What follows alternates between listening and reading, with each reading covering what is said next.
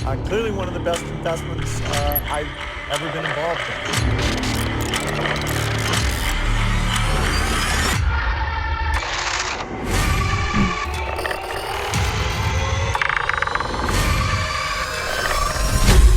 Just get the damn vaccine.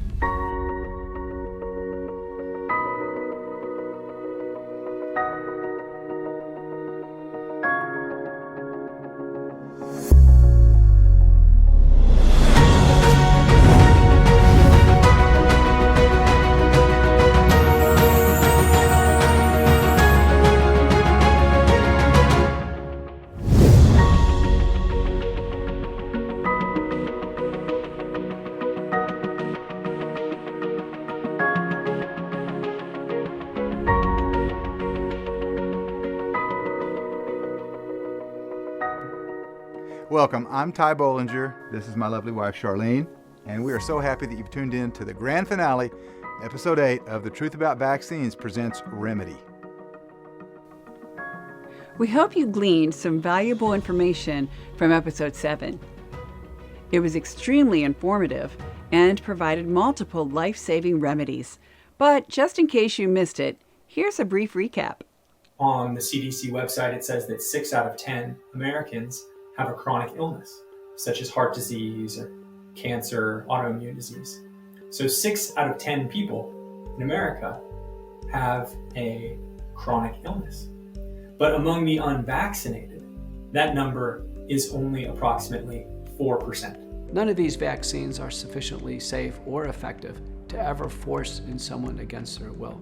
The concept of informed consent actually came out of the Nuremberg trials. And one of the Nuremberg principles is, under no circumstances should anyone receive an experimental or novel product with any pressure, coercion, or threat of reprisal. It's not true science.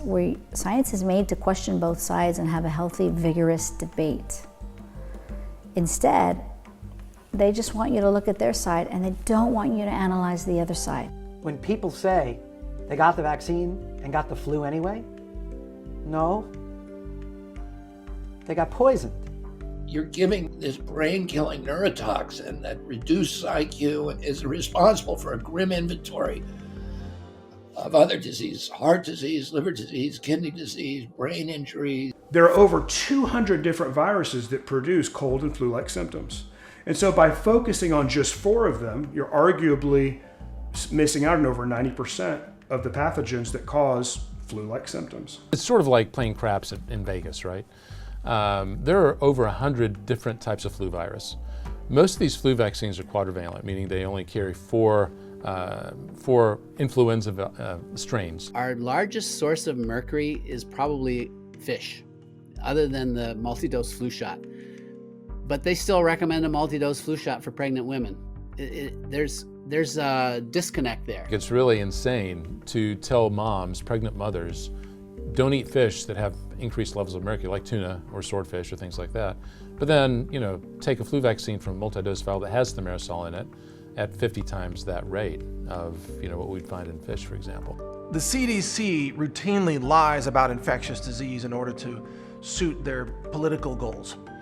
A good example of this is how we're told in 2020 that flu completely vanished. So they'd see their doctor, they weren't even doing any tests, they're saying, oh yeah, I hear those symptoms, you've got COVID. When in fact, no, you have the flu. What these mRNA technologies do is that they turn the cells in your body into vaccine antigen producing factories. The World Health Organization, the WHO, have now reported that the COVID vaccine is probably not necessary for children.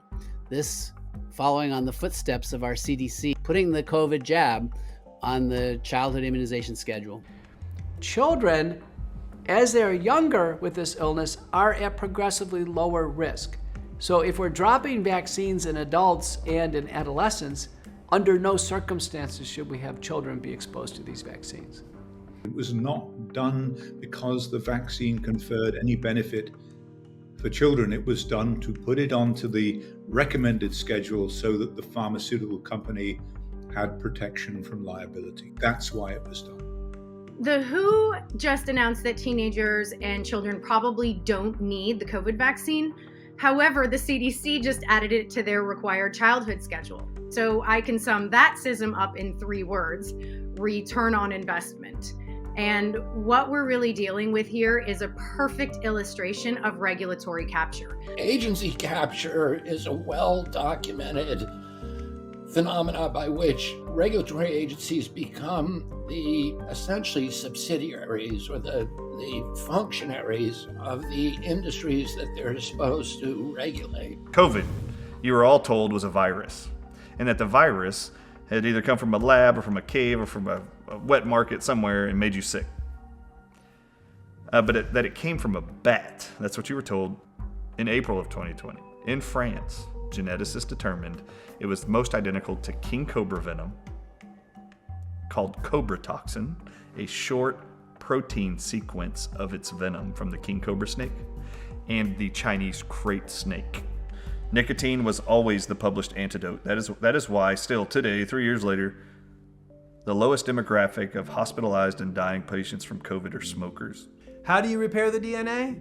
In 2 years, I've only been able to find two ways to repair your DNA.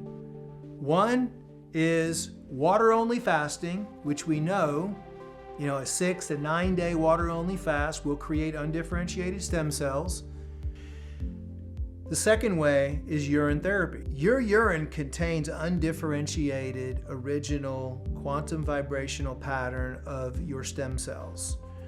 There was a study done by Wake Forest last year. They did studies and found that fresh urine contained 140 undifferentiated stem cells. The original pattern, the original code of your body. A powerful intervention that can be used for COVID that I really got slammed for, and this is nebulized hydrogen peroxide. Really important intervention. I think everyone needs this. You want to use Mucuna prurines, which is it's called the velvet bean plant, but Mucuna prurines is a natural inhibitor to venoms. So the good news is we already have the solutions, we already have the urine therapy, we already have the iodine, the supercharged C60, the ultimate probiotic, the vitamin D, the zinc. We already have the copper, the CU1, the copper, the ivermectin, the methylene blue, the fenbendazole.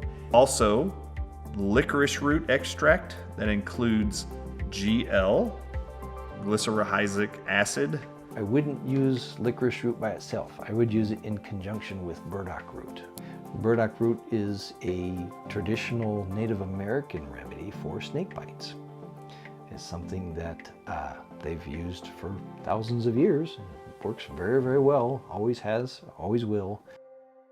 In this final episode, we're going to examine the vitamin K shot, the Hib and meningococcal vaccines, the pneumococcal vaccine, and also the yellow fever vaccine. And as we've done with the first 7 episodes, we'll also cover the COVID-19 injections, as well as provide you with more life-saving remedies.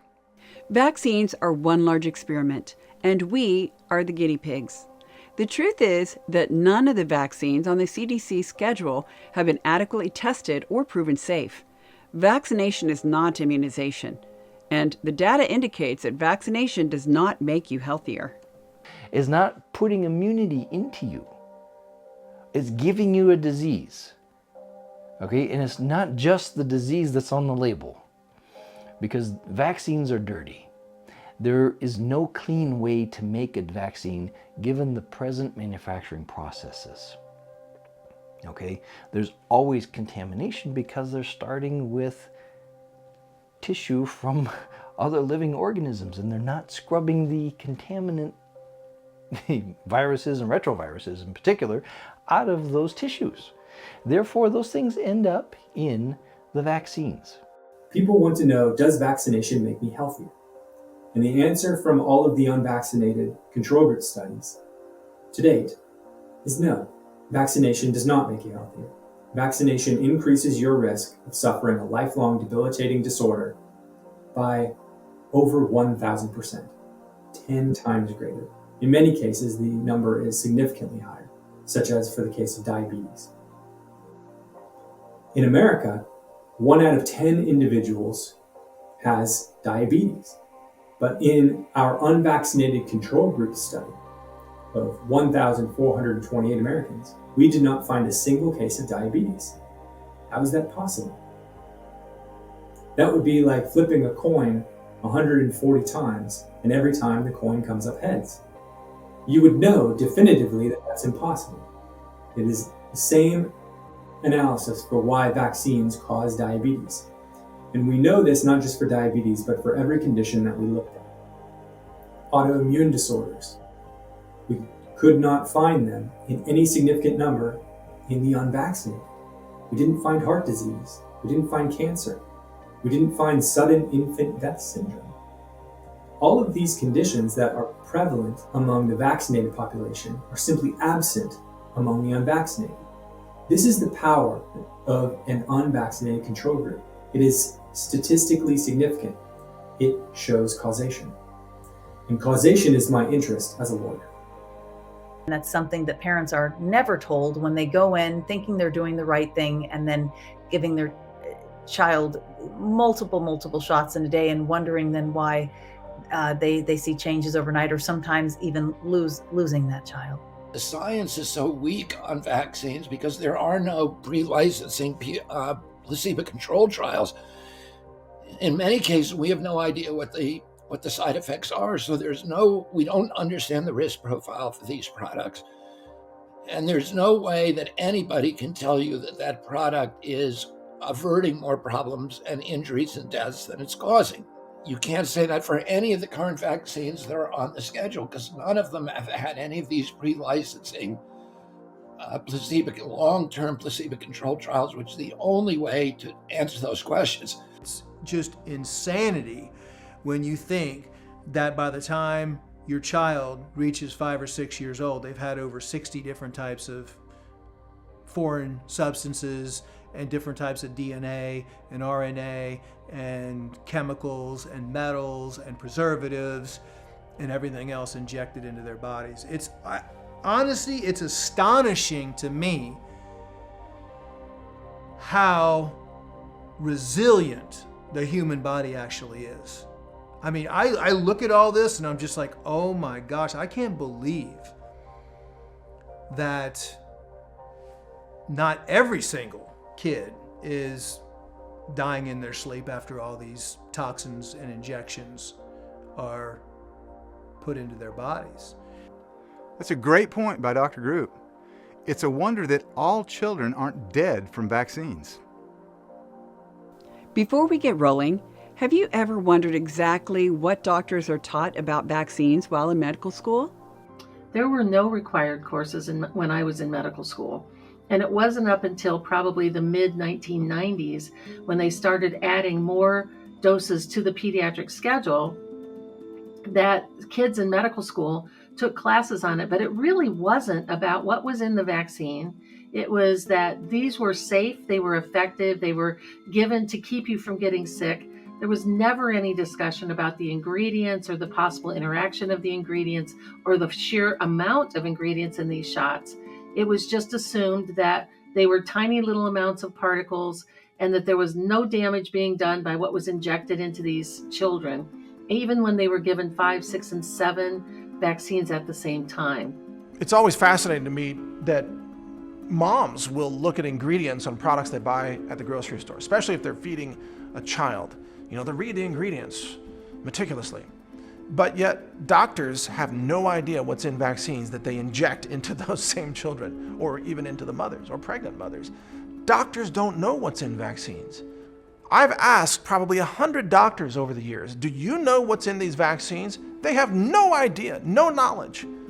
I asked them, what about polysorbate 80? What about aluminum? What about MRC5? What about WI38? And they're like, what are those things? What are you talking about? That's in the vaccine. That's what you're injecting into children. You didn't know that? They say no, they had no idea. They're just assured that it's safe by the higher ups, by the CDC, by the FDA, by their hospital administrator. They never read the ingredients. They have no idea what's in these vaccines. They have no idea the damage they're doing to children. If you picked up a box of cereal that had those same ingredients that are listed on the vaccine insert sheets, you would never buy that box of cereal. You would never feed it to a child. You wouldn't eat it yourself. And yet, people line up to be injected with those same toxic ingredients because they're told through a series of lies and propaganda, they're told it's safe and effective. No, it isn't. It's all a lie. And our waiters and waitresses in the restaurants know what's in the food far better than a doctor knows what he's injecting into your body. That just doesn't make sense. It doesn't make sense to us either. Another thing that doesn't make sense is vaccinating American children against an infection that is virtually non-existent in the United States. We're talking about the Hib vaccine, used to prevent Haemophilus influenza type B, which used to be a leading cause of bacterial meningitis, but it's not anymore. Nevertheless, the CDC still recommends that infants get 4 doses of this vaccine in their first 15 months of life. Hib, it's an interesting one. I trained at the height of the meningitis era, back in the mid to late 80s. Children's hospital wards, we would have multiple kids in the hospital with meningitis. It was usually Haemophilus, Hib related, or pneumococcal. And when they first introduced that vaccine against Haemophilus influenza type B, it felt like a palpable difference in that it was reducing meningitis. But here's the thing. For the last decade, there's almost zero Hib. In other words, Haemophilus influenza type B, which that's a bacteria, by the way. It sounds like the flu, influenza, but it's actually a type of bacteria. All the meningitis that's happening in the serious Haemophilus disease that's happening in the US today is non-type B. So that vaccine has been targeting the wrong bacteria for over a decade, and they do nothing about it. They could very easily rework that vaccine. Let's just say the vaccine was highly effective, which it's now questionable that it was. Studies can be so manipulated, but maybe it was somewhat effective. I think it might have been. It's worthless today. If you want to target Haemophilus disease, which isn't that prevalent anyway, you got to change that vaccine.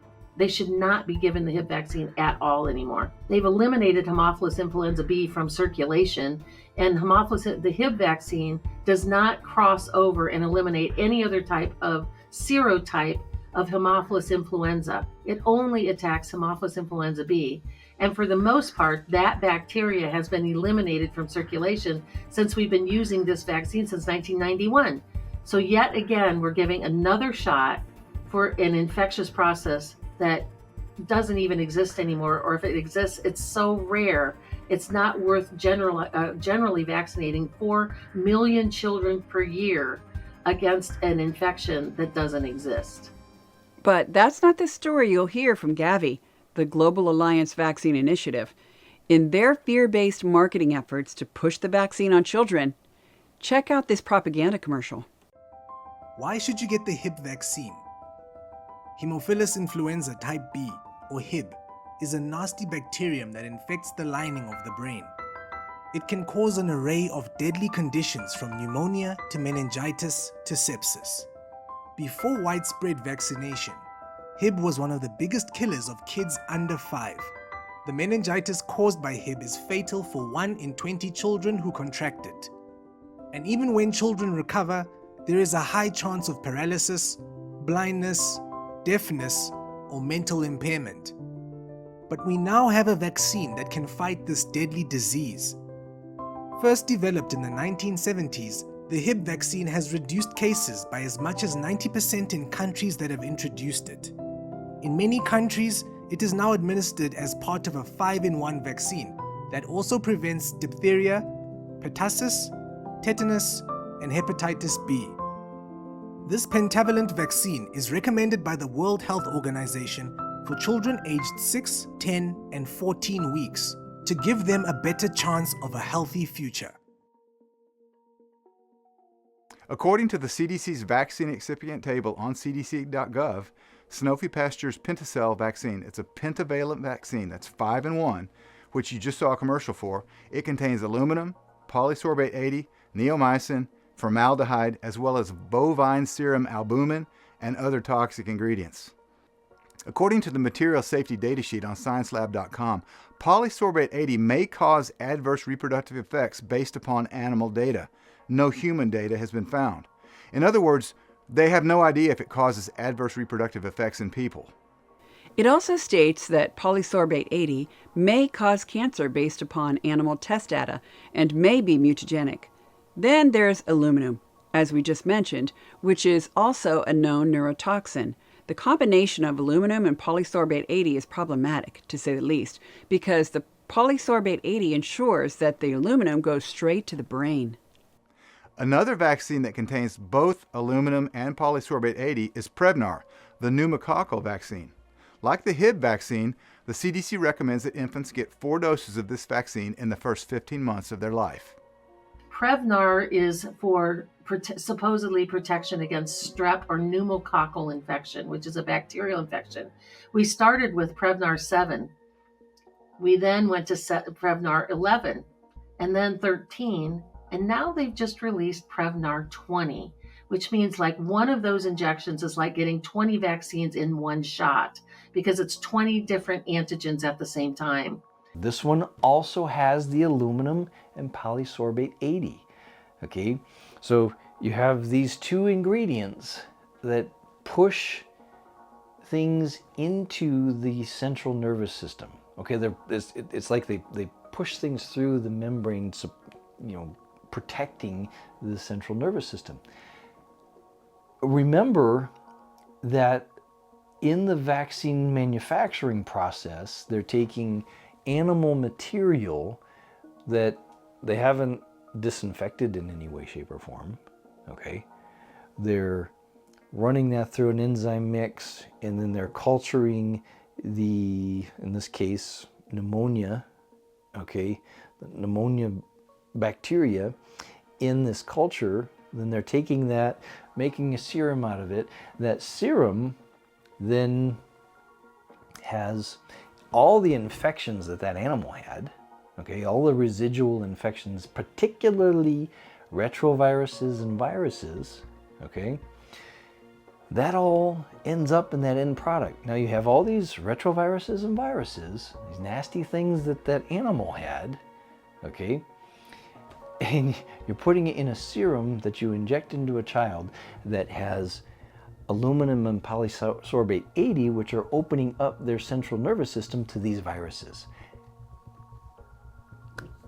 That's not a recipe for disaster. There's no need to give an adult vaccine, for instance, pneumococcal vaccine, to a 2-year-old child. Pneumococcus could be a challenge when someone is towards the age of being in a nursing home. But to give these shots at age 2 years is, to everybody, is inappropriate. In clinical trials for Prevnar 20, which is the newest pneumococcal vaccine, the Prevnar 13 vaccine was used as the placebo. And for the Prevnar 13, the Prevnar 7 vaccine was used as the placebo.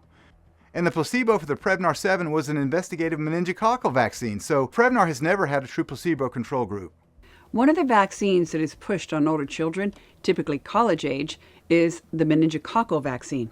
Here's Dr. Sherry Timpenny with her take on the meningococcal vaccines. The meningitis vaccines that are most commonly used don't even protect against the most prevalent serotype B, they don't even protect against that, if they work at all.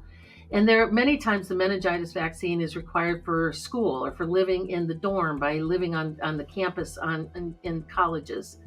But the data shows, if you go back to the original data, it actually shows that the children living in a dormitory are less likely to contract meningitis than children who live out in the community and commute to school. So this was another one of the places that data was twisted and used against children to get them routinely injected to supposedly protect them against meningitis, except the most common serotype isn't even protected against unless they get a separate meningitis vaccine just for serotype B. And the antibodies, which we've already talked about previously, are not protective. The antibodies that are created by these shots last less than 2 years. So why are we even doing it? Pfizer does have a vaccine for meningococcus B, which was released a few years ago. It's called Trunimba, and boy, are they pushing it on the TV commercials. I see them all the time when I'm working out at the gym. My son has meningitis B, but how did we end up here? His mom thought he had the flu. and that he was covered by the meningococcal meningitis vaccine he had received. Until 2014, there were no vaccines for meningitis B in the U.S. Now there are. While uncommon, meningitis B can lead to death within 24 hours. Trumemba is a vaccine for 10 through 25-year-olds to help prevent Group B meningococcal disease. Trumemba should not be given if you had a severe allergic reaction after a previous dose. Most common side effects were injection site pain, fatigue, headache, muscle pain, and chills. Ask your doctor or pharmacist about all the risks and benefits of Trumemba and tell them if you've received any other meningitis B vaccines. Meningitis B can be spread by typical sharing like a drink, a spoon, a kiss. It all started here. It might have been prevented with Trumemba. Ask your doctor or pharmacist about Trumemba. Although you couldn't tell it from the commercial, according to the CDC, the incidence of meningococcal disease is approximately 0.2 per 100,000, or 2 per million. Not to minimize the suffering of kids who have meningitis, but we're not exactly talking about an epidemic here. According to the package insert, Trumemba also contains both aluminum and polysorbate 80. So here we have yet another vaccine that delivers toxicity straight to the brain. So, to repeat Dr. Timpani's question, why are we doing this? Oftentimes, we do it because it's thought to be required in order to attend school. Remember that most colleges and universities allow for exemptions to their vaccine requirements, including meningococcus. Vaccine exemptions are statutory. In other words, they're controlled at the state level. Here's attorney Greg Glazer with more on vaccine exemptions. Vaccine exemptions are regulated at the state level. So parents need to be vigilant about finding the correct exemption form or exemption letter that will work for their situation. A great resource for that is nvic.org, which has a list of all of the states, even a clickable map that makes it very easy to find your exemptions in your state and how you can access your rights. I would also add that because public health is responsible for promoting vaccination as well as regulating exemption from vaccination, the public health departments tend to make it difficult to find the information, which is why it's very helpful that we have resources like NVIC to help deliver the information in a way that parents can access it and use it. When they tell you in the state you live in that your child has to be fully vaccinated in order to get into public school, that's a lie. That is not true. That is a flat out lie. Do not believe it. That is a lie. And everyone in the schools is repeating the lie that they were told. Just go look it up. It's not true. There's an exemption to that stuff. They're just lying to you. But they're telling you you have to do what we tell you to, or you cannot be educated. Really. Now they're going to take it further and go, you can't keep your job if you don't get our vaccine. Really? How do you consider that different than slavery? How? They're telling you you can't contribute or participate in society or advance in society unless you do our experimental drugs. Really. I have to do and use your product in order to participate in this free society. It all of a sudden is not free. It is now conditioned. That is slavery. There's been a concerted push to eliminate just about every barrier between the injectable pharmaceutical product and a child's arm. And that includes religious exemptions, medical doctors, even the parent. They call it the parent barrier at this point. And so there's a full attack on the family, and it goes way outside the vaccine conversation at this point in America. We cannot allow them to get rid of our right to reject any and all vaccines that we so choose, especially in light of the toxic ingredients and substrates that comprise many of the vaccines on the CDC schedule. Everyone understands this. When someone gets an organ transplant, if I needed an organ transplant and I got Ty Bollinger's kidney put inside of me from him, guess what the medical profession has to put me on for the rest of my life? They're called auto-rejection drugs, immune rejection drugs. They have to give me every day a drug for the rest of my life that shuts off my immune system, because my immune system will destroy Ty Bollinger's kidney they put inside of me. Why? My body recognizes that that's not my body's body part. It knows it's some other gene source. which would be Thai in this example, and my immune system would go like this: foreign DNA present, go kill it.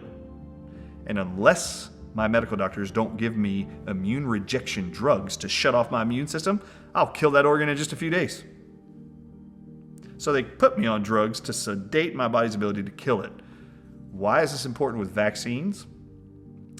They harvest and culture vaccines in chicken eggs for decades. So they're introducing bird proteins now into our body. We're mammals. When you inject us with bird proteins, that's bird DNA. Our body doesn't recognize bird DNA should be inside of our blood. So what does it do? It produces white blood cells to attack that foreign DNA from a bird that shouldn't be in our bloodstream. You know that in China, that's where 60 to 80% of all of our vaccines worldwide are made. Do you know that no longer do they just do vaccine manufacturing and harvesting out of chicken eggs? Do you know that they have what are called Chinese snake villages? And all they do is harvest snake eggs from millions of snakes for the pharmaceutical industry in China. And that's where they harvest vaccines from, is now in snake eggs. And when you look at research studies now on vaccine manufacturing, they always just say eggs. It no longer says chicken eggs. It's just eggs. We produced in court documents that pharmaceutical companies receive their vaccination ingredients without quality control checks from foreign nations, especially China. I refer to these vaccines as foreign matter being injected into children that somehow ostensibly it's to keep them healthy. That foreign matter includes things like fetal bovine serum, which is from cow blood. It includes chicken animal parts, dog kidney cells, up to almost 12,000 micrograms of aluminum, over 500 micrograms of mercury.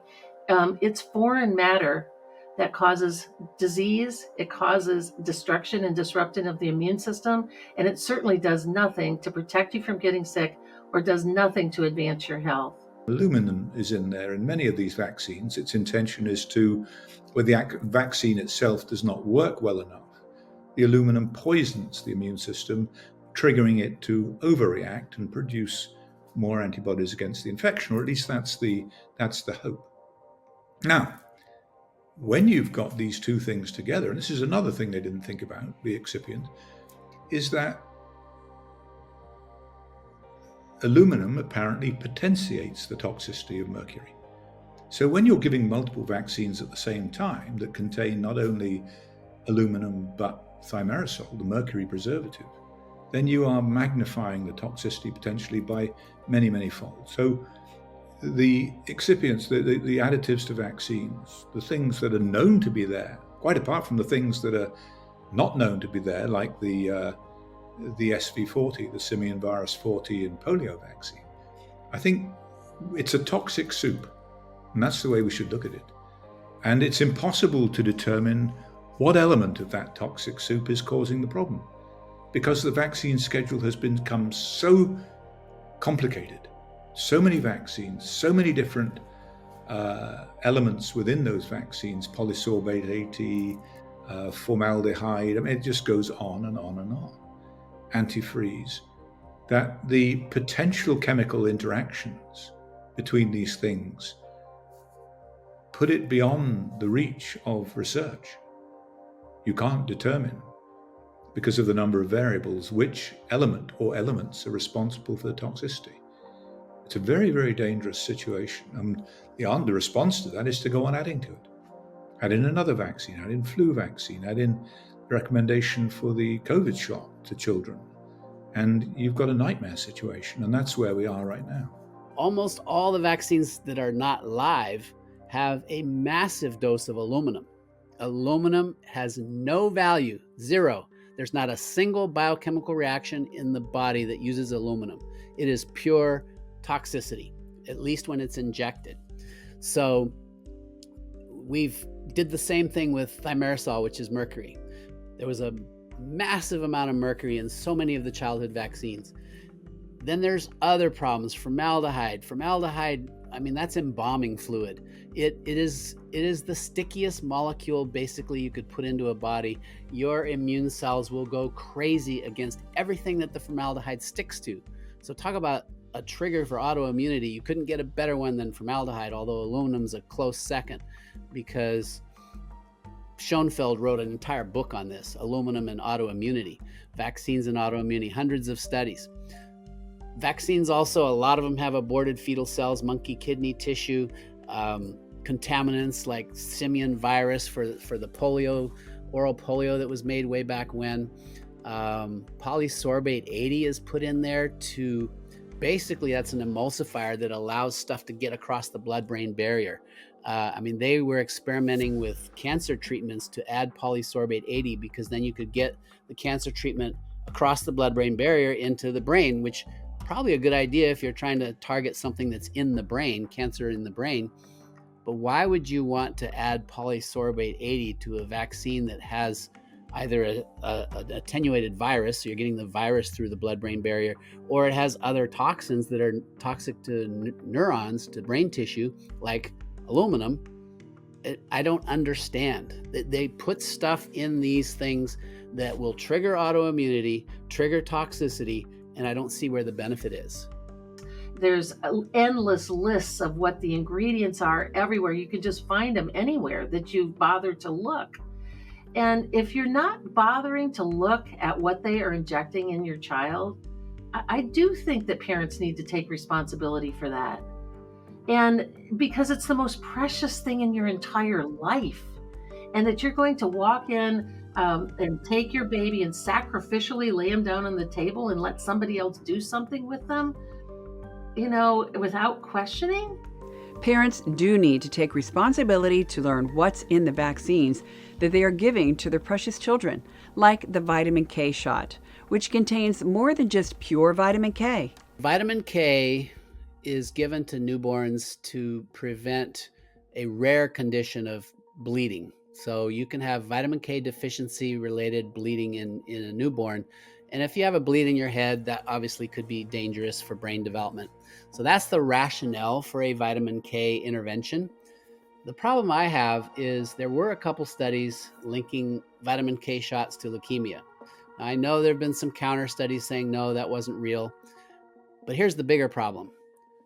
Why are they putting other toxic ingredients in a vitamin shot? This just does not make any sense. And you can also take it orally. So in the vitamin K shot, there's good old polysorbate 80s in there. There's even one brand that has aluminum. Why would you put an adjuvant, a toxic ingredient like aluminum, in a vitamin shot? Polyethylene glycol, benzyl alcohol, phenol. Yeah, it's not just pure vitamin K. I think if it was just pure vitamin K, I'd be fine with it. I'm also aware of study that was done in Denmark. I researched this for my own practice many years ago, and they had no bleeding disorders in any of the kids in Denmark who were using the oral vitamin K preparation. So I actually made that available to my patients. I do informed consent in my practice. Remember, I'm retired. I'm not giving medical advice. I'm just sharing my experience. We had not a single problem with bleeding in my entire career, and I'm sure we had thousands of kids who took oral vitamin K, certainly many hundred. And so from both my experience and my review of the literature, I think it's okay to do an oral option. The vitamin K shot is actually recommended by the Pediatric Association and I believe the CDC.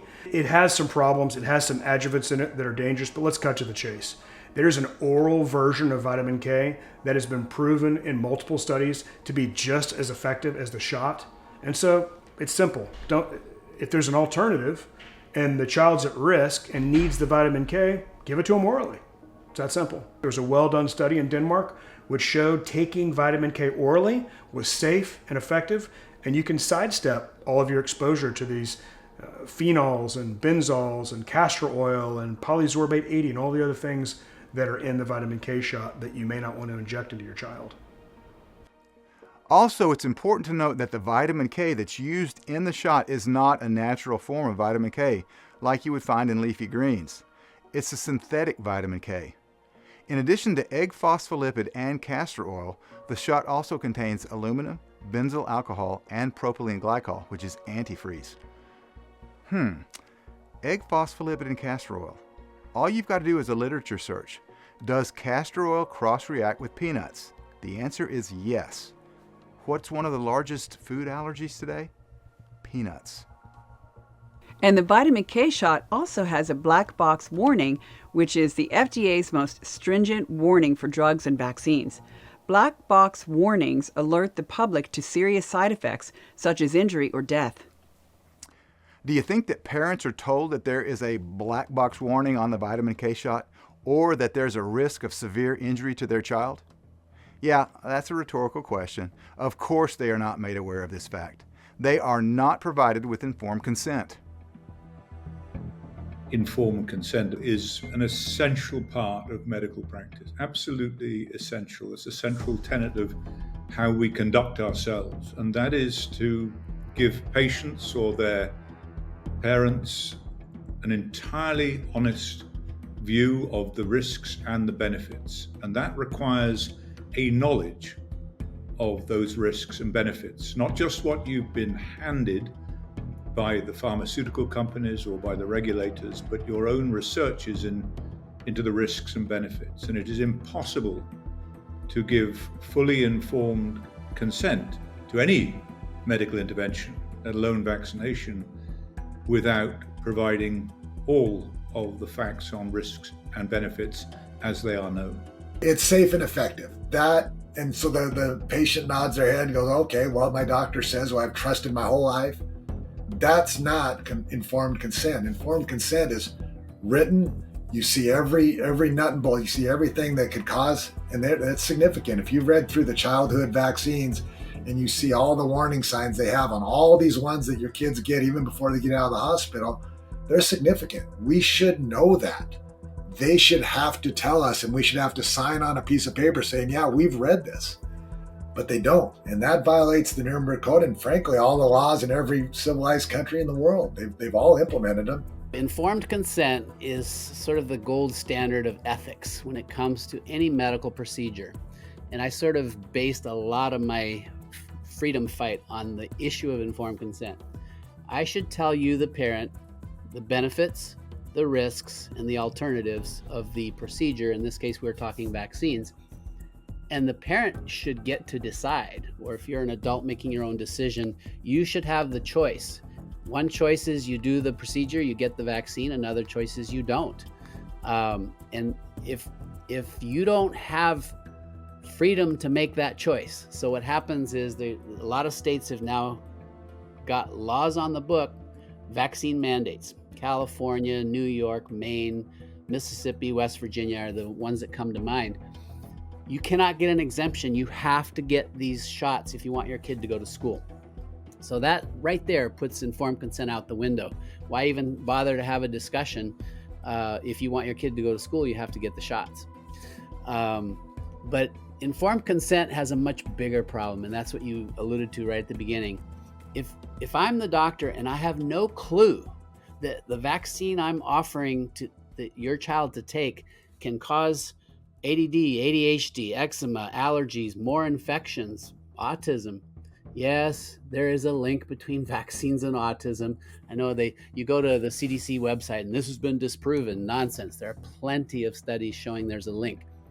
But if I don't know those links exist, my informed consent will be limited to what I knew in medical school, which was, well, vaccines are very safe and effective. The risks of a major side effect are only 1 in a million. That's your informed consent. Well, that's no consent at all. That's ignorance. So we do our best a lot of times with informed consent, but when it comes to those things that we don't fully understand, whether it's a particular drug or a particular vaccine, all we have a lot of times the package is the package insert, and many times we don't even read that. So our informed consent comes from usually the pharmaceutical rep, who tells us, this is what you're supposed to say. And that's what most people say. So a lot of times we don't really fully comprehend the full expanse of informed consent when it comes to specific pharmaceuticals, including vaccines. It's like impossible to give adequate informed consent to a patient when we don't really understand the full ramifications of a certain medication.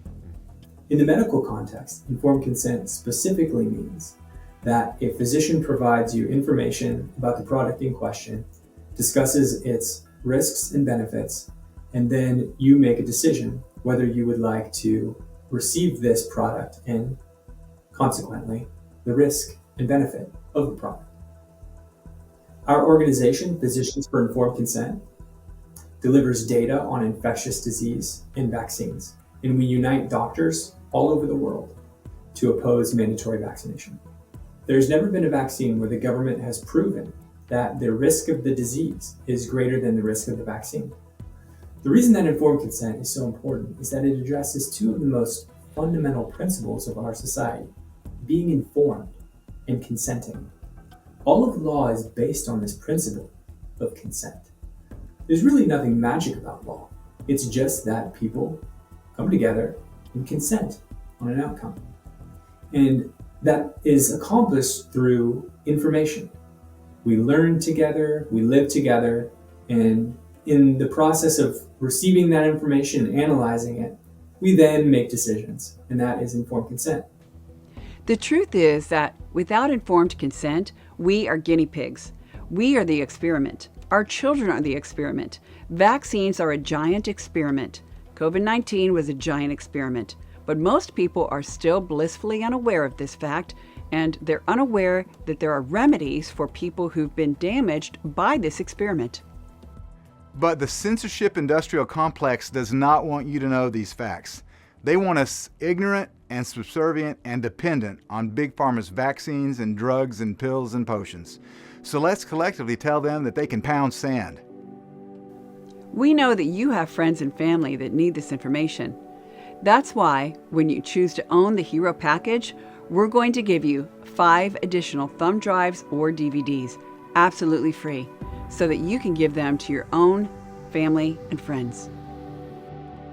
Yes, indeed, we're going to send you 5 extra sets of all 8 episodes to give to your family and friends, absolutely free. Just click the button below and take advantage of this special offer. And thank you in advance for all of your support.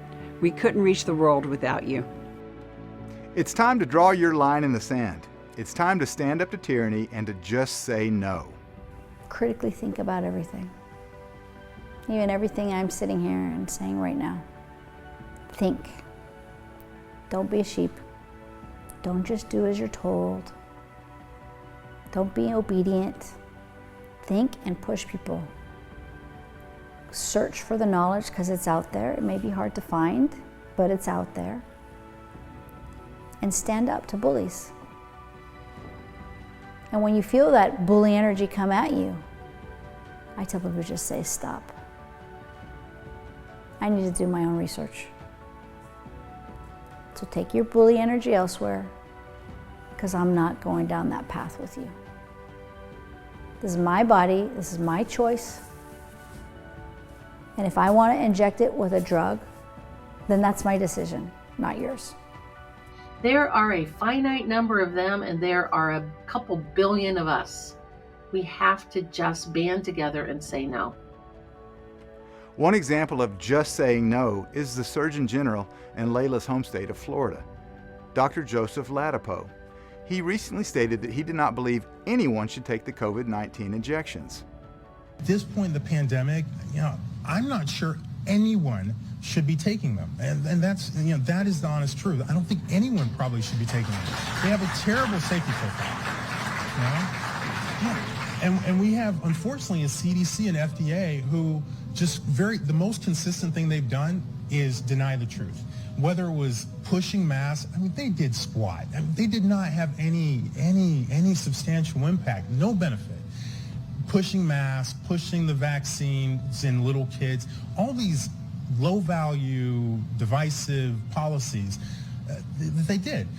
Meanwhile, here's the truth, right? You look at these studies of the mRNA COVID-19 vaccines. There was a study published a few weeks ago in a journal called Lancet, a great, a journal that's well known, I should say. And what did these authors show? They showed that after 7 months, the protection for infection, right? It started, around 70%, down. At 7 months, it hops onto the other side of the axis, right? So it is negative, and that continues, and that the magnitude of that negativity increases over time. What does that mean, folks? It literally means that the people who received that vaccine were more likely to contract COVID-19 after 7 months than the people who did not. That is a fact. Has the CDC or FDA ever said a word about that? No. So these guys are, unfortunately, they're geniuses at rewriting reality. But the reality is that Dr. Fauci and Dr. Walensky, Dr. Calea at the FDA, these individuals have been making decisions that I don't know what the hell they're prioritizing, but it is not your well-being, it's not my well-being, it's someone else's agenda. And that's unfortunate, and that's not something that we're doing here in Florida, not under the governor, not under the Florida Department of Health. When Florida Surgeon General Dr. Ladapo said that he believes that no one should be taking these COVID-19 vaccines because they're just not safe enough, I completely agree with him. These vaccines are experimental medicine. They've never been proven safe. In fact, they've been shown to be quite dangerous. They have never been subjected to rigorous clinical trials, and certainly not long-term clinical trials. And they're not preventing the transmission of COVID, as proven by the fact that so many people who took these vaccines then get COVID. And they get it repeatedly. And they end up in the hospital with far more serious symptoms and conditions than those people who didn't take the vaccine. The vaccine is clearly being demonstrated as showing that it makes people weaker and sicker and more vulnerable to COVID. So, in effect, the COVID-19 vaccine should be called a COVID accelerant. It's not preventing the transmission of COVID, it is amplifying it. The COVID-19 vaccine is actually magnifying the COVID pandemic. Then I took a stance against the COVID shot. And I didn't want my teachers to get the COVID shot because I had heard from other doctors so many scenarios, real life scenarios of kids being impacted by shedding. And so I said, wait a minute, hold on. We don't know what we don't know about this shot. This is a brand new shot. No one has experienced mass vaccination like we are experiencing now. And so I asked my teachers, please hold off. If you love our kids, you know, my Zoom call was leaked and my email was leaked and it went all completely viral. The media got a hold of it. It camped outside my school and tried to cancel me. But what they didn't realize is that they actually gave me fire and ammunition to go, oh yeah, you want to fight? Let's go. I've got God on my side. And so I dug in harder, and I stood firmer, and I said, this is it. This is what I believe. And if you don't like it, it's okay for you to leave. And so I voided over $1 million in student contracts to over 40 parents who were so irate that I had the audacity to go against the politicians in the medical community who we all know is bought by pharma. And I set them free. I looked them in their eyes and I said, I wish you best. You know, I hope that your kids are happy in their next school. And I sent them off with love because that's all we are, right? This is just the matrix that we're living in where they're trying to get us to fight and they're trying to get us to, no, I'm not gonna fight you. You wanna go somewhere else, go. I send you off with love. And what that did is it opened our doors to so many other aligned families who were searching for a school like ours, where they had an owner like me and my husband who would stand firm in our beliefs, willing, no matter what it cost, to say, no, we're not sheep. We're not going to blindly follow you. We're going to do what we believe is right based on the data we are analyzing, not based on what's being pushed or forced down our throat. So we made that decision. And then September of 2021, we made another decision, not wanting parents to vaccinate their kids from the shot or stay home for 30 days. Of course, we got a lot of backlash for that as well. But look what's all the information that's coming out now. And if people would have just been patient, instead of taking their innocent, pure babies and saying, here, pharma gods, I sacrifice my child to you. Why would you just sacrifice your child to something that's so unknown, that's being made by either an unknown pharmaceutical company or pharmaceutical companies who have paid billions of dollars in marketing fraud, for goodness sakes? We really appreciate Layla's stance for the truth and for the protection of our children. She has a spa in Florida that utilizes some amazing remedies to help people detox from the COVID injections and other health issues. Here she is with more. It's what we tell people at our wellness spa, right? You gotta look at your environment first. What is causing your issues? Are you living right next to a cell tower? You know, are you sleeping with all these devices by your head? You know, what kind of food are you eating? What kind of water are you drinking? You peel back the environmental layers, and when you clean up the surrounding, then the inside starts to clean up. Of course, you need to do some detoxification to pull it out faster, so you're cleaning it up faster than you're cleaning up the outside. It happens at the same time. And then next thing you know, okay, that tipping point where all the bad stuff was kind of taking over, you put it back into balance, because we all have parasites and bacteria, right? It's just a matter of the parasites and the bacteria taking over. It's the terrain theory. Where if your terrain is strong and your terrain is in balance, you can get some weird parasite and bacteria, and your body will do what it needs to and properly fight it and push it out. That's why, you know, when people get diarrhea because they ate, you know, they had food poisoning, and then someone goes to the hospital, and what do they give you when you have diarrhea? They stop the diarrhea. But wait a minute, your body is trying to expel the toxins. Why are you stopping it? Our body was made so perfectly. Vomiting is a way to detox whatever's in your body that needs to come out. The runny nose is a way to detox. Our lymphatic drainage system, you know, if it's functioning properly, it's pushing out the toxins. And so a fever, right? A fever is killing parasites and bacteria. So when you go to the hospital and you have 104 fever and the first thing that they do is give you Tylenol, it's like, it's opposite world, and I don't quite understand it.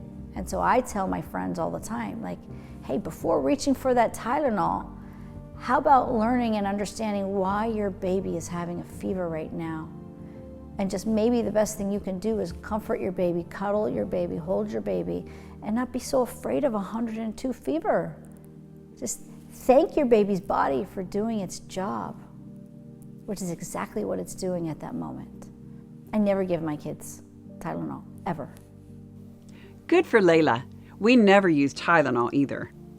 In 1959, Tylenol, or acetaminophen, was introduced, and it was heavily pushed as a replacement for aspirin.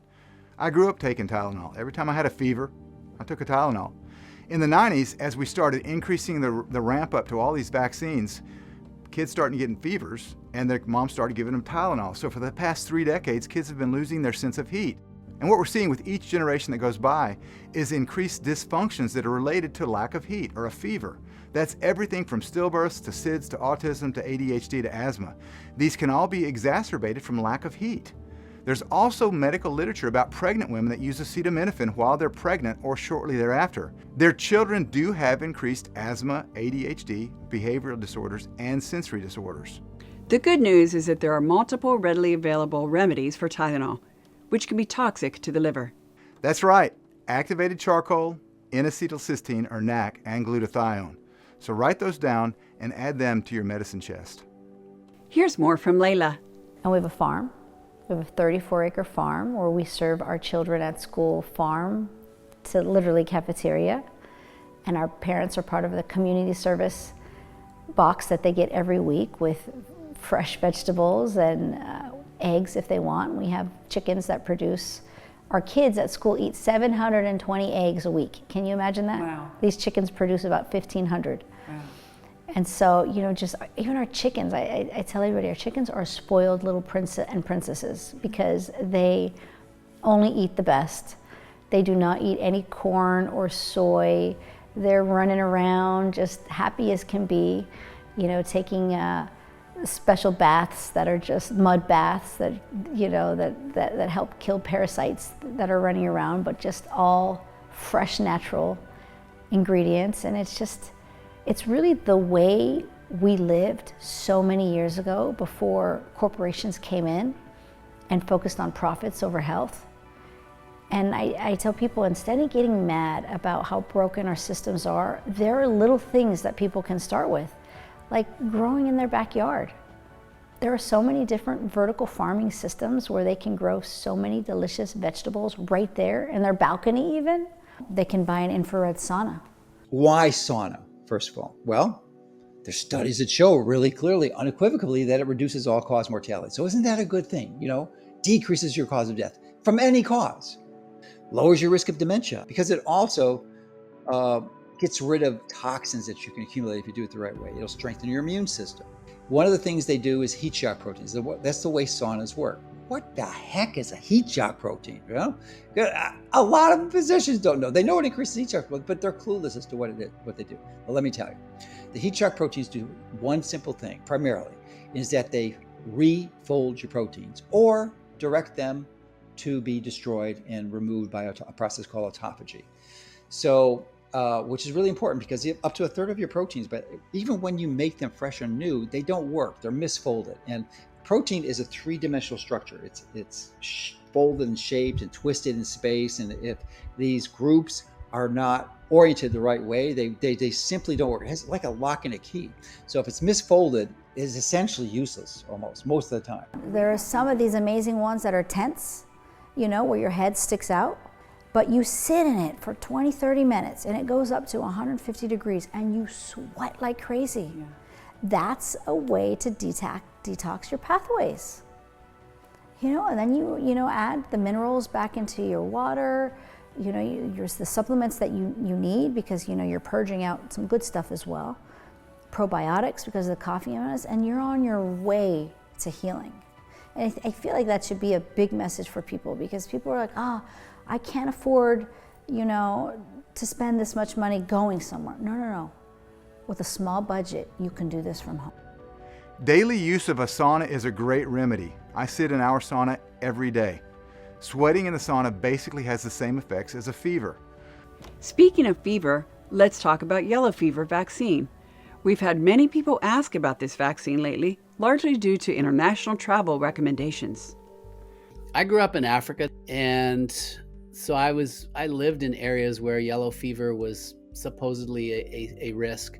I'm not saying it's a zero risk, but that particular vaccine is fairly problematic, which is partly why they've never put it on any routine schedules. I mean, you can have a higher rate of anaphylaxis, death, seizures, brain disorders. There's a long list of potentially significant side effects from that vaccine. I'd take my chances with the disease. Now, obviously, at the moment before traveling to an area where there is yellow fever, I would look into how serious is the outbreak there. And if it's a really serious outbreak, maybe I would change my mind about traveling at that time. But that's not a vaccine I would be choosing. Yellow fever is transmitted by a mosquito bite. And the concept is, the theory is that if I actively had yellow fever as a viral infection, a mosquito could bite me and go over and bite you and transmit yellow fever to you. Well, the chance of that happening is infinitesimally small. And also the injection of the yellow fever vaccine, the side effects are the same as yellow fever. It can cause fulminant liver failure. So if I were required to go to a country that required a yellow fever vaccine, I would apply for an exemption, number one. And number two, if I couldn't get the exemption, I wouldn't go there. There's a lot of other wonderful countries in this world to see. I don't have to go there. And if my employer was asking me to go there, I would say, no, I refuse to go there if I have to get the shot. Please send me on assignment somewhere else. I would not take the yellow fever vaccine. No, not personally. I think that looking at, number one, the incidence of yellow fever, looking at the risk factors for yellow fever, it's an insect-borne pathogen, and, the prevention, the prophylaxis of that, and I've heard too many horror stories of individuals who have gone internationally and who have been vaccinated internationally to really put my body at that type of risk. It just seems like an unnecessary risk for me. travel medicine is a huge field, right? And I've done a lot of that for patients and friends because I used to be in the Special Forces for 10 years, and we sent teams all over the world and into every situation. And yellow fever is one of those things that we would give our soldiers, and yellow fever is something that I took as well, because we'd go into an area where it was endemic and have to stay there for months. So in that situation, yellow fever can get you really, really sick. So yeah, it's worthwhile in that situation.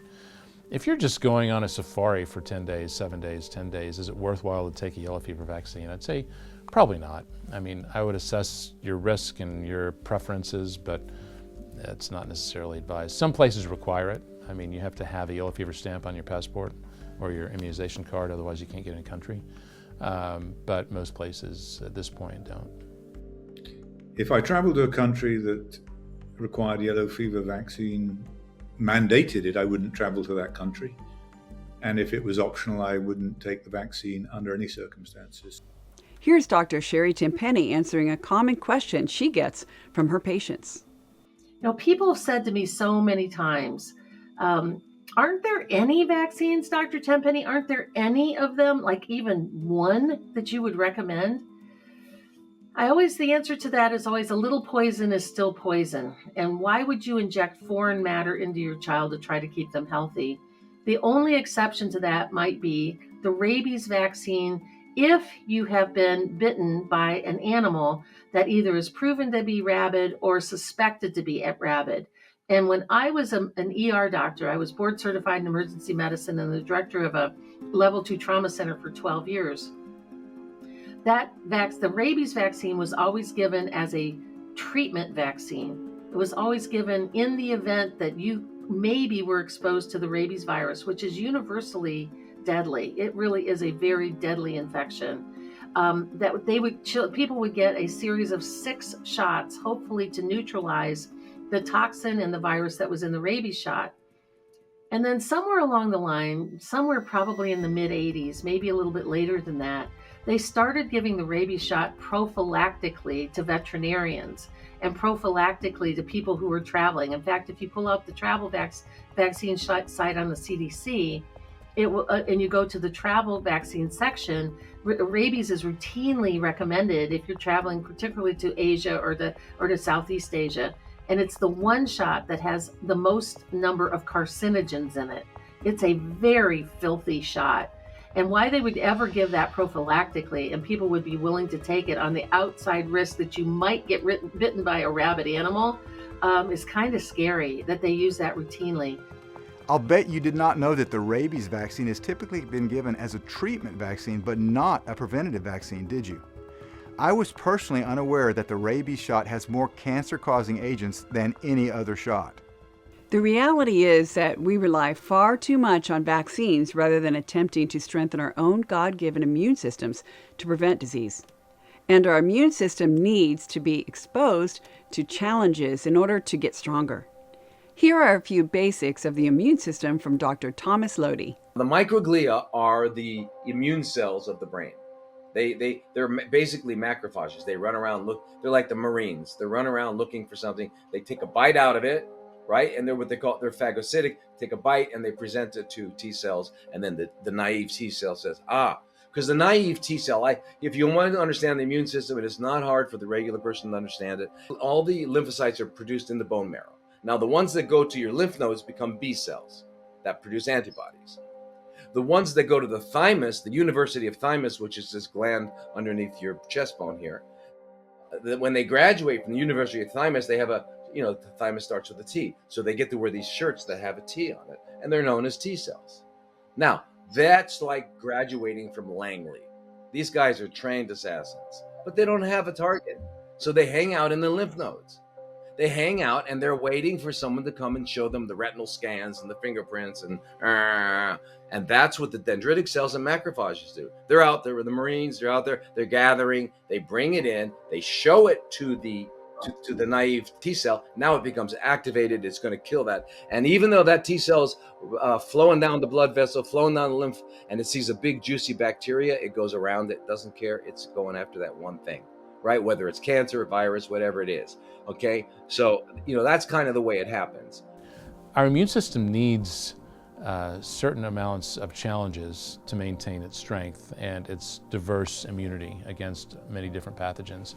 And we continually sterilize our system or sterilize our environment, thinking that we're doing something good. We're actually killing ourselves because we're killing our immune system. We're taking away those things that continue to strengthen it. It's like saying weightlifting is bad for you, never lift another weight. I mean, what's going to happen? You're going to atrophy your muscles and you're going to get osteoporosis. So it's the same thing with the immune system. We've got to challenge it wisely, right? I mean, we don't want to go and get exposed to all sorts of diseases intentionally, like HIV and Ebola and things that we've mentioned. So it's sort of the same thing with some of these. I think that in some situations, kids who are grown up in environments where they're overly protected from disease exposure, including certain immunizations, they're going to end up less healthy over the long term and at high risks of even cancer, for that matter, than other kids who are not. Our immune system is exposed to hundreds, if not thousands, of bacteria, viruses, you name it, fungi, parasites.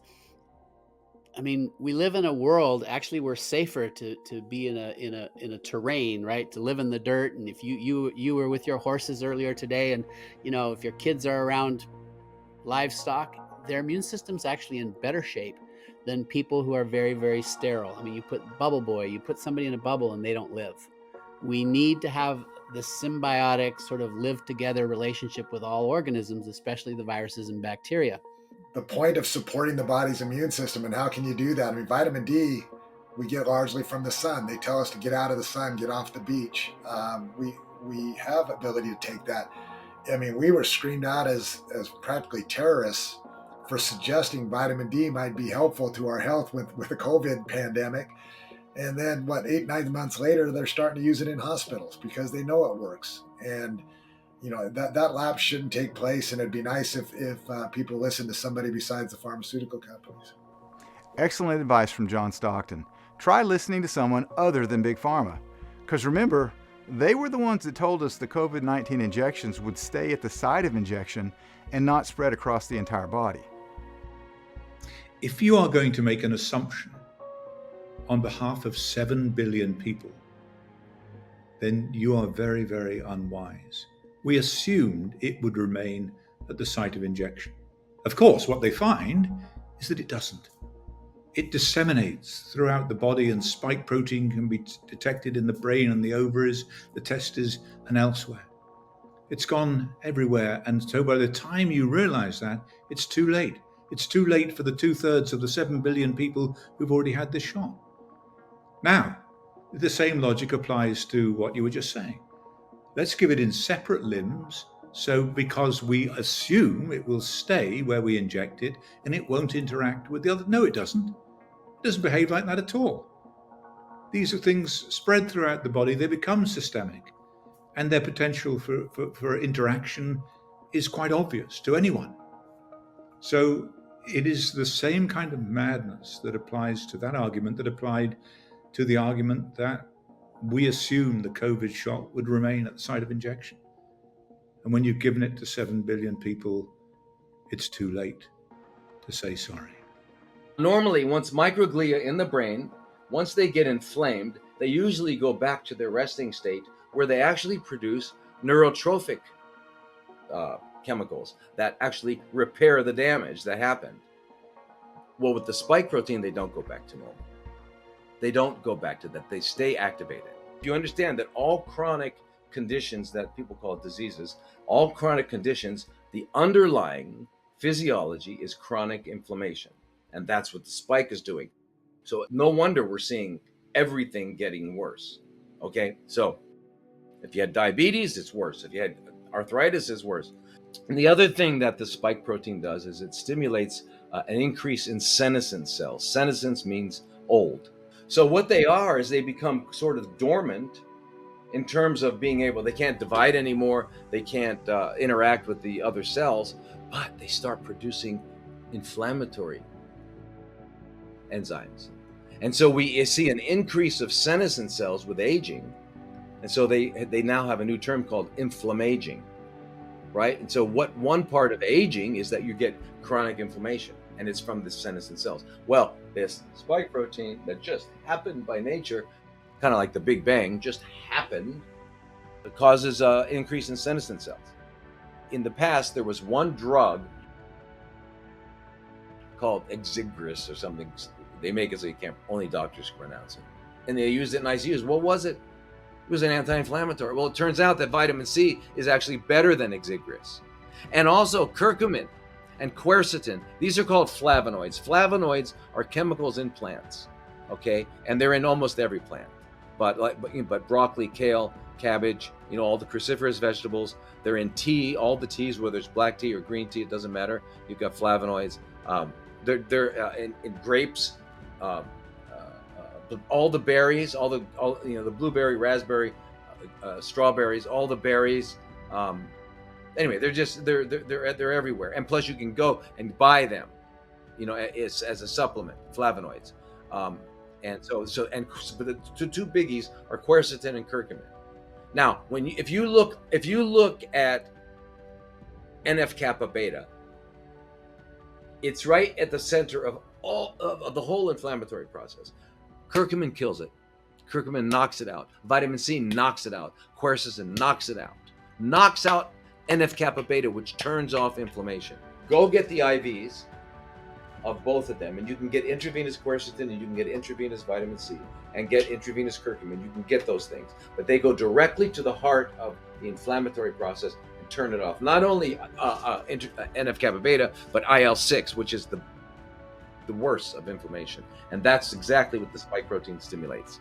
Now, what you want to supplement are things that you can't get from your diet. You don't get enough vitamin C because you're not eating all day. You're not going to get vitamins C, A, and D. All three of those, C, A, and D, all three of those turn off the whole spike protein process. A, C, and D. Okay, and I won't go into the mechanisms, but believe me, it's just a lot of peer-reviewed studies on it. A, C, and D. First one is absolutely free except for your time. That's exposing yourself to the sun.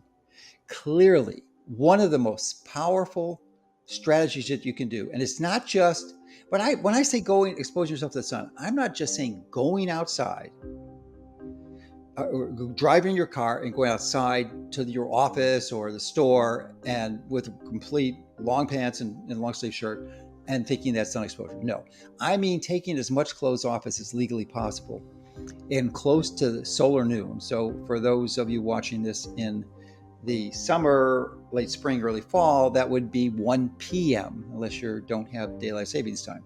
So what's it going to do? Now, everyone knows sunlight increases vitamin D. It's the primary reason you want to do it. So the ideal is 60 to 80 nanograms per milliliter, and that's a United States metric or index, or not index, unit. Actually, I look at your vitamin D level as a biomarker for sun exposure. That's if you haven't been swallowing vitamin D.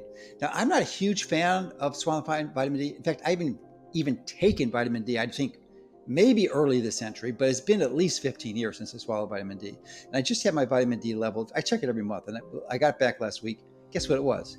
It was 99 without taking any oral vitamin D. So you can do it with mere sun exposure alone. Now, admittedly, I live in Florida, and I'm pretty much orthorexic about going out at solar noon, around solar noon. Like if it's solar noon is 1, I'm out between 12:30 and 1:30 and doing my beach walk. And then going into the ocean, which we'll talk why that's such an important, powerful strategy too. So if you don't have, unwilling or don't have access to, or just for whatever reason unable to get the sun exposure, should take about 8,000 units a day. So for most people in the United States, that's pretty much everyone in the winter. You're not going to be getting sun exposure unless you're on vacation or you're visiting somewhere, or you have an ultraviolet lamp that you have access to. But again, vitamin D is a powerful, powerful strategy. With D3, I just want to mention the research we know is that it activates over 3,000 genes involved in healing, which is more than any other substance we know of. One of my favorite remedies is iodine, and that's a really good one. And I've talked to a number of doctors about this over the years, especially since they rolled out the jabs, to disturb the nanotech's ability to function, iodine. And iodine is a disinfectant. It's an antimicrobial. It's a protector of the glands. It's an anti-parasite substance, and it also drives out some of the more toxic materials in our body, like bromine and fluoride. And what's another one that comes into in the halides over there? What's another bromine? Oh, I'll tell you another toxic one, radioactive iodine. That's another very toxic thing that iodine drives out. So it's just a great protector. On the brink of what we're dealing with World War III, I would really recommend that people just have a little back stock of iodine and take it regularly. I try to take at least three drops of my favorite iodine product, by the way, is Detoxidine, Dr. Group's product, which is just, it's kind of gentle. It's more on the gentle side. Some of the iodines are a little stronger. I like the ones that are more gentle. So I take like at least 3 drops of that every day. The other one is zinc. 330 milligrams 3 times a day. Okay, 30 milligrams 3 times a day. Or if it's easier to do things twice a day, what I do, I take 2 of them. I take 60 milligrams twice a day of zinc. You just make sure you've got zinc. Zinc will prevent the spike protein from getting into the cell. Zinc does many other things. So, I mean, it's really, really important. Another big one on the list for sure is zinc. And zinc is first of all, we know it's a protector of the glands. We know it's a protector of the reproductive organs. An easy way to get zinc, and something I focus on, is to eat more black foods. Black foods have been proven to contain more zinc. So, for example, blackberries have more zinc. Chaga mushroom, which is a black mushroom, has more zinc. Black rice has more zinc than brown rice or white rice. That's the kind of idea there. So more black foods. I believe it's at the core of virtually every chronic degenerative disease, and is what is largely responsible for radically increasing your susceptibility to all diseases, especially something like COVID. So, and it's the primary factor responsible for destroying your mitochondria, destroying them, and contributing to obesity. This is why we have an obesity epidemic. It's linoleic acid or seed oils. Healthy traditional populations only have in their fat, if you did a fat biopsy of someone in 1850, it would be approximately less than 1% to maybe 2%, but probably under 2% of almost the entire world population. No one had anything higher than 2%. That means for every 100 grams of fat, you'd have 2 grams of linoleic acid. That's it. Then in the 1860s, we developed the capacity industrially to create commercially processed seed oils. And it didn't take off for a while, but Crisco was one of the first commercial products in the early 1900s. But it gradually climbed and climbed and climbed to the point now where it is the most common food ingredient that people consume. And the levels of linoleic acid in our fat, in the average person's fat in the United States, it's 25 to 30 times this. 25 to 30 times. The linoleic acid, or seed oils in general, don't disappear in a few minutes, in a day, in a week. The average half-life of seed oils in your tissues, is about 2 years. So it takes 5 to 7 years to get out of your body. 5 to 7 years, because it's embedded in the cell membranes. And you would think, well, I eat it and I'm going to burn it like you do sugar. No, or store it as glycogen if you eat sugar, have excess sugar. But no, you do not do that. Saturated fats you will burn right away, but you don't burn PUFAs unless that's the only thing you have. So your body preferentially stores it in your adipose cells, your fat cells. So it stays there for, as I said, most of it for about 7 years before it's gone. So you do not want. So if you make the decision, you're convinced from this data, or other people have told you that this is bad news, then it's going to be a while before your seed oils get down. It's going to take years for you to get down, but you got to start sometimes. Just when you climb a mountain, there's always a first step, right? The simple summary, and this is like the generalization that you just can't go wrong. It's just, if it's a processed food, just avoid it. Do not eat it. That's the problem with processed food, is that obviously it's not fresh and has all the micronutrients it needs, but it's loaded with seed oils. That's the primary reason. So if you stay away from all processed foods, you've got taken the biggest step possible to avoiding these things. So that's a simple guideline to remember: no processed foods.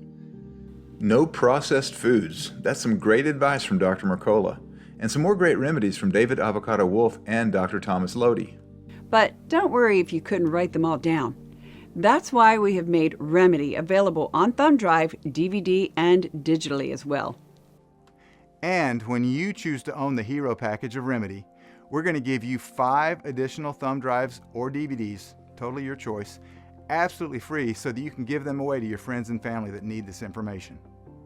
They deserve the truth, but the censorship industrial complex doesn't want you to know the truth. They want to keep us all oblivious and subservient to their will. They want us all to be dependent on their drugs and their vaccines. So let's collectively tell them, no way. Those freedom-hating tyrants and censors that want to silence our voices cannot stop you from giving away the DVDs and the thumb drives. That's why we're going to send you 5 extra sets of all 8 episodes to give to family and friends absolutely free. Just click the button below to take advantage of this special offer. And thank you in advance for your support. We couldn't do this without you. We hope you've learned valuable and potentially life-saving information from the 8 episodes of Remedy.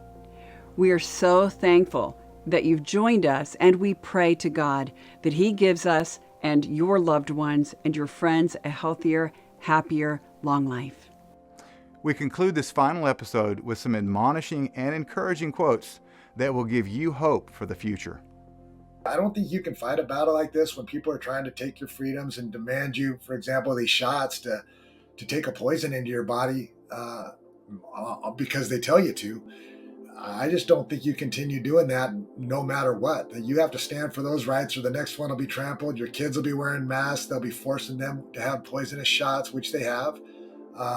You have to give up something to fight a battle. The best hope we have is probably by manufacturing and handling problems. Some individuals have gotten little or no messenger RNA. They're fine. That's actually great news. Some, because of uneven manufacturing, lack of inspections for quality and purity, not a careful dissolution of lipid nanoparticles in solution, some vials must be super loaded with messenger RNA. And so when people take those shots, they develop symptoms immediately. Some die right in the vaccine center. But it accounts for the vast majority of people damaged by the vaccines are in a small number of batches of the product. So the hope is that most people are out of the woods now. If they don't take the vaccine from this point forward, they're out of the woods. Now, what we have is this other opportunity, which is to continue to connect directly through the internet, through alternative media, and educate ourselves to what's actually happening and to remove our consent for a lot of what's happening around us. And so ultimately, I think they pushed the pandemic button because they were losing absolute control. And they did the best that they could. I think most of us that watched what happened in the past 3 years, in fact, I have to say, I'm impressed by the level of sorcery, if you will, that they executed on the planet. But I think they went too far. And I think their hand is now shown. And given the Twitter files and all the lawsuits now on our side, to which you're part of one of them, to get disclosure on what was really going behind closed doors, I mean, we're in a great position for moving forward to this next stage. Most of what's been happening that we disagree with or we think is just atrocious, in some way that we've consented to it, or our families have, and now it's time for us to stand up and say no more. I don't acknowledge the CDC's guidelines. They're not law. They don't preempt and they don't override the constitutional rights that we have, or human rights. And so that's what everyone's coming to understand, I think, in this window. And, that's a beautiful thing. I think this is the most dynamic time to be alive in American history since perhaps the 1700s, during the revolutionary time, the pre-revolutionary time of this country. I don't say that from a war standpoint, I say that from an awakening standpoint. And I say that from an information standpoint. There's a consciousness shift of people that have woken up. It's not just one thing, if you notice. People can say, well, it was the COVID vaccine. Well, it was President Trump woke people up. It was President Biden. It's not just one thing. Everywhere you look, there are these, as the quote goes, brush fires in the minds of people, and they're awakening. And I have a lot of hope for people that are coming up with ideas, inventions, solutions, but not only just people out there somewhere as the community cowers in fear, people in their individual lives are having breakthroughs as well, everywhere. And so this is a time of hope during a time of great confusion. And there are a lot of ways out that people can see and people can find. And I look forward to watching this and reporting on it and giving people continued hope. We have solutions to all of this. And frankly, knowledge is the gateway to these solutions. We know how to beat cancer. We know how to defend yourself against the vaccines. We know how to detox. We know how to rebuild your immune system. We know how to do all these things. The knowledge, it's all out there. A lot of it's available for free. The only people that need to suffer and die from everything that's happening right now are the people who lack knowledge because they were gullible enough to believe in the, quote, authorities that told them, oh, don't listen to those alternative sources. Don't listen to anybody talking about nutrition or prevention or herbs or remedies. Don't listen to those people. Those people might be dangerous, they say. Meanwhile, the people who believe in the establishment are dying. They're dying because their trust has been completely misplaced. And you don't have to misplace your trust.